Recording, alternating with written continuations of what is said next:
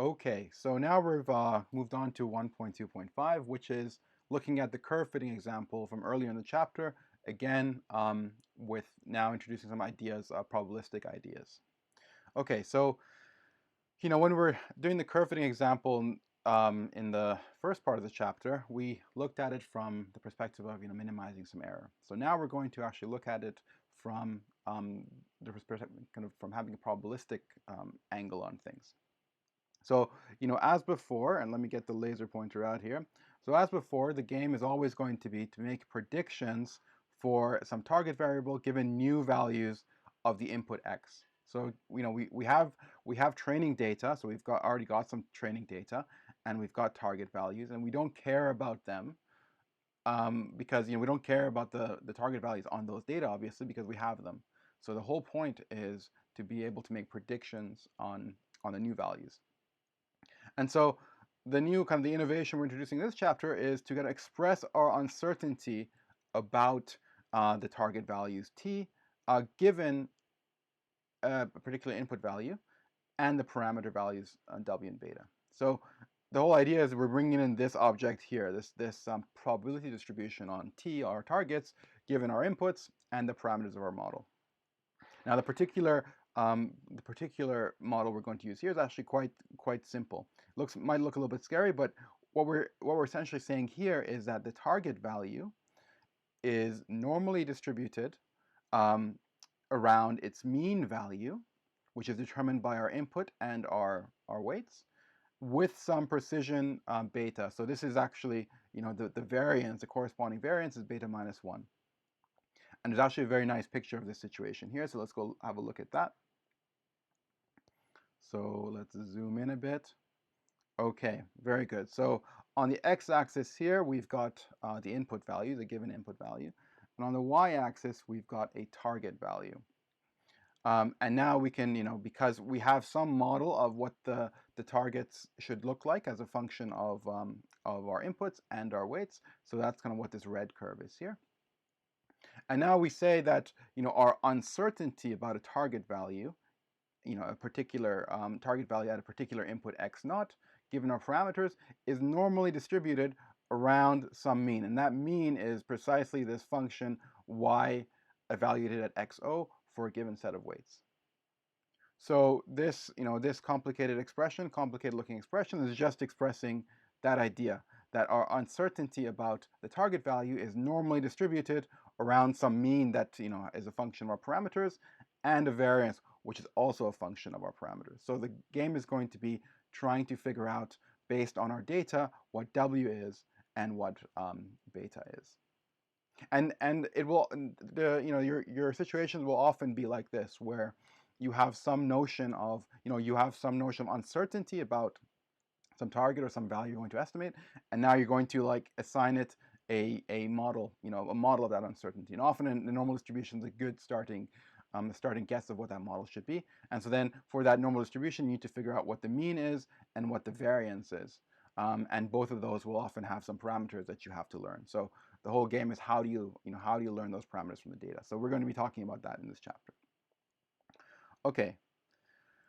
All right, so as before, we're going to now then look at the probability of our entire data set. So this is the probability of all the target values given all the inputs and a particular set of particular setting of the parameters. So this is the likelihood of these parameters given our input data. So, and notice here that we're assuming, and you can often tell the assumptions by the form of these expressions, we're assuming that the data are independently distributed, and that's why we can use this product. So this product, what it's doing is it's just multiplying the probabilities of the different data points. And why can you do that? Because the joint probability of the data points can be reduced to the product of the probabilities of individual data points when those points are assumed to be independent. So the independence property, which is extremely useful, otherwise you'd have to consider this crazy joint distribution on n data points. It's going to be gigantic. Allows you to just to simplify that into just a product of probabilities for each of the individual data points. So that makes your life way easier. Now, note that these data points they're independently distributed. That's why we have this product, but they're not identically distributed. So each data point actually has a mean, a different mean, although the variances are the same. So, we often talk about IID samples. Well, these samples aren't IID because their means are changing, but they are independent. So the independence is kind of the key property here. Okay, so now we've got this we've got this probability distribution over t. So this is a probability distribution over t, but as a function of w and beta, it's not a probability because it doesn't necessarily sum to 1. Nevertheless, what we're going to do, so we call it a likelihood. And what we're going to do is we're going to maximize this likelihood. So, and we found out before that a very convenient way, both analytically and numerically, is instead of maximizing this likelihood function itself, we'll actually maximize the log likelihood. So we just take the logarithm of this thing. And because logarithms turn products into sums, that's why you have a sum showing up here, a sum over these data points. There's also a sum. Each one of these probabilities also has a normalizing constant. And that's showing up here with these factors of n, because those normalizing constants are the same for every data point. So in effect, we've already summed over them. And so we have this first term, which is going to be determined by the weights, and determining kind of maybe affecting the mean, and then we have a couple of normalizing terms. So now we want to actually use this, want to maximize this with respect to the weights and the variance or the precision beta to figure out what the optimal values for those are. So let's first consider maximizing with respect to the weights. And when we do that, it turns out you can just take the derivative of this function with respect to w and set it to 0. Now, the very first thing that he's going to point out is when you're maximizing with respect to w, things that don't depend on w, you can ignore. So these last two terms, they don't have w showing up in them, so we can drop those when we're doing the maximization. So that's a good thing to have at the back of your mind when you're doing computations like this. If you're maximizing with respect to a parameter and something doesn't depend on it, you can just drop it. Why carry it around? And once you take the derivative, it'll get dropped anyway, but you can just you can just do that before you even consider the derivative. The next thing is, because we're considering the maximum, the location of the maximum, not the value of the maximum, we can also drop these, these constant terms like beta. And the reason why we're doing that is actually, if you then look at what that looks like, what we end up with is, with respect to maximizing with respect to w, is just this particular term. And you can just ignore the beta because it's not a function of w. And this is then precisely the energy term that we minimized earlier in the chapter when we discussed curve fitting. And this is like a really, this is exactly we're minimizing the sum of squares error function defined, in equation 1.2. And this is like a really important point. And I remember when I first realized this, it wasn't from reading this book. It was, there was a student rotating in our lab when I was in grad school, and kind of talking to him, it made me realize these points that, these ad hoc models that we build sometimes where we're like, well, it makes sense to consider an energy function. I mean, that kind of seems reasonable, and if we minimize it, I'll get a good answer. But they're often like, as I said, they're ad hoc. We don't know where they come from, and so if we need to fix it, well, how do you fix it? How do you know your model is correct? What do you need other parameters? Maybe you should use a different model. How do you know any of those things? And if you're just working with energies, well, it's very hard to say. If you don't have any prior background on the problem. But when you can make the link to a probabilistic model, then you can say, oh, like this energy function that I've got actually reflects part of the likelihood term when I assume that the data points are normally distributed around their means. And now all of a sudden this opens up, now you have a principled approach, and it opens up lots of avenues. You say, well, maybe if you want to fix that energy function, you say, well, maybe the normal distribution is not the right one. Or maybe the dependence on the weights is different, or maybe the precision parameter isn't quite what I thought it would be. So the important point I want to get across is that this probabilistic perspective, many of these energy functions have a probabilistic interpretation, and as soon as you bring that in, all of a sudden things just become so much clearer and they make so much more sense. And importantly, the way to talk about your model and improve your model just becomes like immediately obvious. So people can now disagree with your model, and you can say, okay, well, fair enough. What aspect do you disagree with? Maybe you don't like the normal distribution assumption, or maybe even the independence is wrong.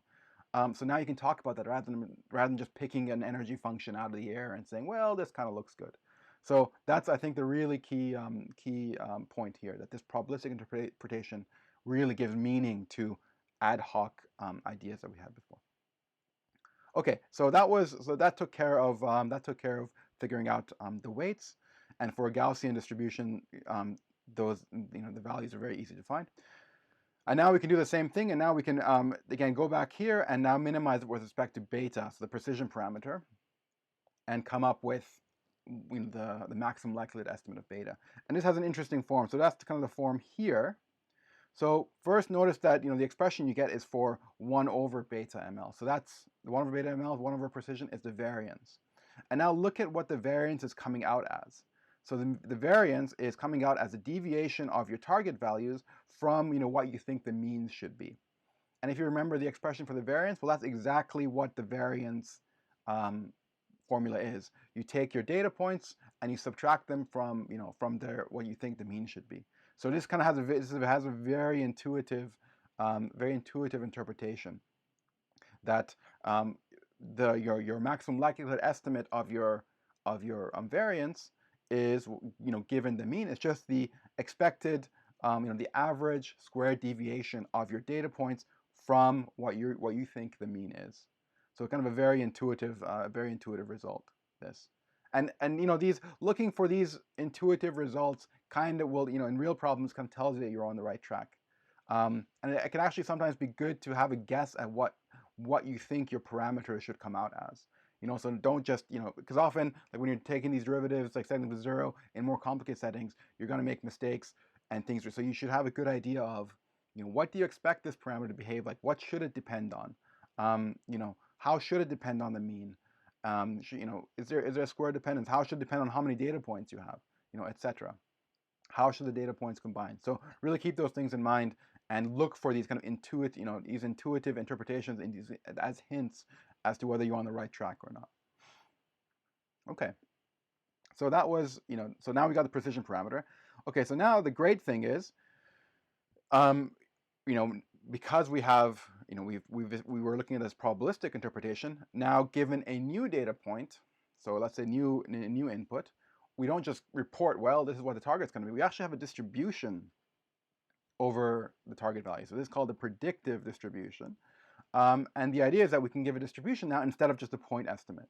So instead of saying, well, the value is going to be, y of x WML, you say, well, it's that, but with some variance. And that's very useful, right? It's really important to know, like, for example, if this is like a stock price, like, well, is it going to be $1 plus minus $10 or $1 plus minus 10 cents? So obviously, like keeping this uncertainty information around is really useful and critical in some applications. So we're taking one step towards that. So we've got our weights, which are determining the mean of our target point, and now we've got our precision, which determines the variance. Okay, so the very next thing it's going to do is we're going to, as he says, take a step towards a more Bayesian approach, and now we're going to bring in a prior distribution. So this is just going to be on the weights, and we're going to assume that we have some information about what the weights should be, right? So somehow, maybe the weights can't be too big. Maybe they have some mean that we know about. So we're going to specify this prior distribution, and it's going to depend on some parameter alpha, and this is what's going to be called a hyperparameter that you'll have to learn maybe through cross-validation. We'll get to all of this stuff later. But you assume that there are still some parameters, some next level of parameters that determine the prior distribution. In this particular case, our prior is going to be quite simple. We're going to assume that all the weights, if you haven't seen any data, all the weights have mean 0, and they have some variance 1 over alpha or precision alpha. And in particular, for a Gaussian distribution, when we say that when you have a variance like this, we're multiplying by the identity, or more generally, when the variance is decorrelated, we'll talk about that later. It actually assumes that the weights here, the priors are independent, and that kind of makes sense, right? You assume that, okay, well, if you don't know anything, then the weights should each have their own prior, and each of those priors should be the same. Like, you don't have any reason to think that some priors might be different than others. Each of them has a mean 0 and a variance of 1 over alpha. And if you just plug that into the multivariate normal distribution, you get an expression like this. So this is this is what your variance parameter would normally be at the bottom here, but because of the precision, it shows up at the top. And you have this m+1 terms because remember that your data is m dimensional, but you have this additional offset parameter. So there's w0 all the way to wm. So that's m+1 parameters. So that's where that's coming from. Okay, so now we've got this prior, and we had a likelihood earlier. So what do we do with it? And the point is that now we can take the Bayesian approach and form a posterior distribution. So this is essentially one of the core aspects of the Bayesian approach. You start with some prior distribution on the things you're interested in this case, the weights. And now you observe some evidence in the world. So now you've observed input values and target values, which is what's stored in this. And now you have a posterior distribution on the weights. So you see here, before weights was just conditioned on alpha. Now it's conditioned on alpha, your data, and your other parameter beta. Great. So now you have this posterior distribution. There is a normalizing factor. So there's this weird alpha sign means proportional to. There's a normalizing factor, but the normalizing factor only depends on the things you're conditioning on, x, t, alpha, and beta. So if what you want to do is just figure out the optimal value of w, so the place where that posterior has the maximum value, that normalizing constant doesn't matter. And in a lot of the work that I've done I've used exactly this. This is called maximum-a-posteriori estimation. So similar to maximum likelihood, where we just maximize this with respect to w. Now we're maximizing the posterior, so we include the influence of the weights, of the prior on the weights. And so, but again, the idea is the same. So you have some function. In this case, it actually is a probability distribution up to normalizing factor on w, and we're finding the location of that maximum. And because the location of the maximum doesn't depend on constant factors, we can ignore this term on the bottom. And that's an advantage because that term can often be very complicated. But it's going to be a disadvantage because now you throw out uncertainty information. But for where we are right now, we're just going to say, look, we don't care about that for the moment. We're just going to do this maximum a posteriori estimation. So we're going to augment our likelihood with the prior on the weights. Sometimes you're going to know, well, maybe the weights can't get too large. I just know that. So I still want a point estimate of the weights, but I just know I have prior information the weights can't get too big. Well, perfect. So that's where you bring in this prior information. And now when you then compute the log posterior in that case, and form the log posterior, you have to minimize. The reason why I was confused was whether has he taken the derivative yet or not, and he hasn't actually. So he's just looking at the term that you're going to maximize in the log posterior. So you will now take the derivative of this to figure out where w is. But the very cool thing about it is that this term looks very much like the term we had earlier in the chapter, where we had the energy term, and then we added this prior term that we remember it had like a lambda on it, and it was multiplying the norm of the weights. Well, there again, we kind of motivated it in a very heuristic way of saying like, well, we kind of think that weights shouldn't be so big. But now we see that actually this has another probabilistic interpretation. This is like really cool because now we can actually reason about this. We can say, well, okay, so these weights mean that you're assuming a normal distribution, a normal prior on as your prior on the weights, and alpha is your precision parameter. So like maybe a normal distribution is not the right prior on those weights, and maybe the alpha and the that lambda parameter, which is going to be alpha over beta, maybe that lambda parameter I actually know what it should be, and I don't need to do cross validation to figure it out. It actually has a value. And so the really like amazing thing about the probabilistic interpretation is that it allows you to replace ad hoc assumptions with kind of principled ones that you can then discuss. So instead of just then saying like, well, this particular energy function and and regularizer aren't very good, I'll just pick another one somehow. You can actually then talk about this, talk about with your coworkers, with your colleagues, and say, well, okay, how should we improve this function? We have concrete meanings for all of the terms. So we can maybe let's go look at our W's, the priors on W's experimentally, and now we can come up with a distribution. Now then you'll get a better function to optimize, and hopefully better parameter values. So this is really, really important. I remember when I first realized this, it was just a really amazing revelation for me, and I hope it is for you as well. And we're going to see more of that as we go. Now, what we're going to cover next time is kind of the Bayesian curve fitting. So how have we haven't quite been Bayesian yet, because essentially what we've done here is we've still reported a single point estimate, right? We've brought in a prior, so we're kind of like, we have 1 foot in the Bayesian world, but we have just thrown out our uncertainty information. So the next part is going to be about keeping that uncertainty information around. So maybe there's kind of downstream processing, like in the brain, there's, each stage does some processing, passes the results down to the next stage. And that subsequent downstream area might want to know, well, how certain you are about a particular result. Like, did you see a predator, or did you see food with some confidence, or were was it very foggy and you're not quite sure? So is it worth spending energy going after the food or avoiding the predator? And so for all of that, you don't need to know just, okay, well, I think the predator is there, but you need some uncertainty information on how confident you are in that. And the Bayesian approach is how to compute those point estimates, but also how to compute the uncertainties as well. So you can kind of carry that around and make decisions optimally using all the information you have, rather than just some of it, or a small summary of it in the point estimate. Great. So I think that's all I wanted to talk about in this section, and see you next time.